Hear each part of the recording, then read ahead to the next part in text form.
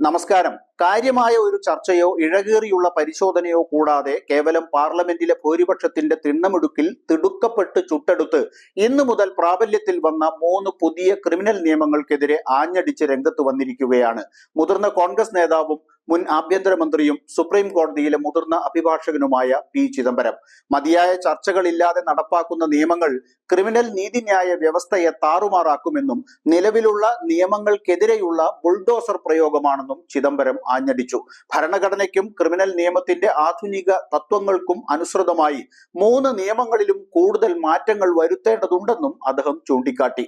നൂറ്റാണ്ടിലേറെയായി രാജ്യത്ത് നിലനിൽക്കുന്ന criminal നിയമങ്ങളായ Indian ശിക്ഷാ നിയമം, ക്രിമിനൽ നടപടിക്രമം, ഇന്ത്യൻ തെളിവ് നിയമം എന്നിവ മാറ്റി തൽസ്ഥാനത്ത് യഥാക്രമം ഭാരതീയ നീതി സംഹിത, ഭാരതീയ പൗര സുരക്ഷാ സംഹിത, ഭാരതീയ തെളിവ് നിയമം എന്നിവയാണ് നടപ്പാക്കുന്നത്. പുതിയ നിയമങ്ങളിൽ 99% കോപ്പി പേസ്റ്റ് ആണ്. നിലവിലുള്ള 3 നിയമങ്ങളിൽ ചില ഭേദഗതികൾ വരുത്തുന്നതിന് പകരം പാഴ്വേലയാണ് ചെയ്തത്.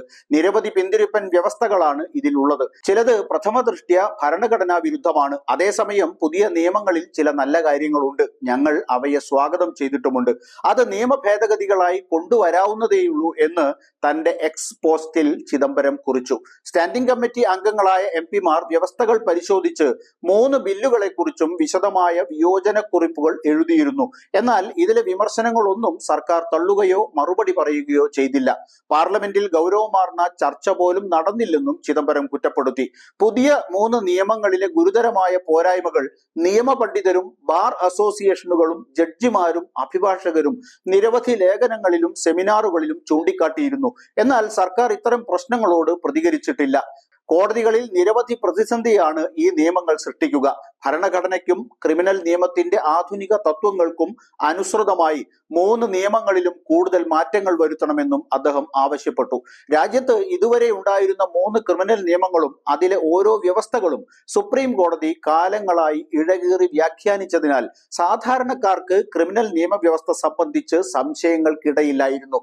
എന്നാൽ ഇതുവരെ രാജ്യത്തെ ഒരു കോടതിയും വ്യാഖ്യാനിക്കാത്ത പുതിയ നിയമങ്ങൾ പൊടുന്നനെ പ്രാബല്യത്തിലാക്കുമ്പോൾ പലവിധ പ്രശ്നങ്ങൾ ഉയരുമെന്നാണ് നിയമവിദഗ്ധർ ചൂണ്ടിക്കാട്ടുന്നത്.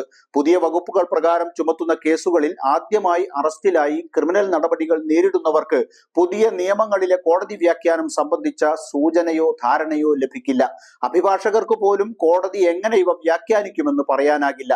സ്വാഭാവികമായും സുപ്രീം കോടതിയുടെ അന്തിമ വ്യാഖ്യാനം വരുന്നതുവരെ ഓരോ കേസുകളും കക്ഷികളെ അനിശ്ചിതത്വത്തിന്റെ മുൾമുനയിലാക്കും. നിരപരാധികളാണെങ്കിൽ പോലും അറസ്റ്റിലായവർക്ക് ജയിൽ മോചനം ലഭിക്കണമെങ്കിൽ സുപ്രീം കോടതിയിൽ കേസ് തീരും വരെ വർഷങ്ങൾ എടുക്കും.